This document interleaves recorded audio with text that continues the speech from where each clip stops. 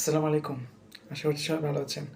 আজকে যে বিষয় নিয়ে আমি আলোচনা করব সেটা হলো যে আজকে ঘটে যাওয়া এক ঘটনা। যেটা ঘটেছে আপনার ইসলামিক ইউনিভার্সিটি অফ কুষ্টিয়া।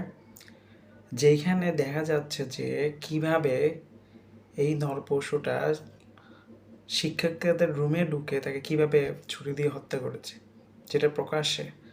তবে তার থেকে বড় ঘটনা হলো যে শিক্ষার্থীরা মানে মিসের যে শিক্ষার্থী ছিল ওনারা মিসকে বিবস্ত্র করে ম্যামকে বিবস্ত্র করে সেটা ছবি পুরা ফেসবুকে ছড়িয়ে দিয়েছে। আমি খুবই নিন্দা জানাই এই ন্যাক্কারজনক ঘটনাকে এবং আমি আশা করছি প্রশাসন দ্রুত এর ব্যবস্থা নেবে এবং দ্রুত আইনের আওতায় আনতে হবে এই সমস্ত কুলাঙ্গারদের যারা এই ধরনের সমাজে ব্যাধি এবং সমাজে অসামাজিক কার্যক্রম করে বেড়ায়।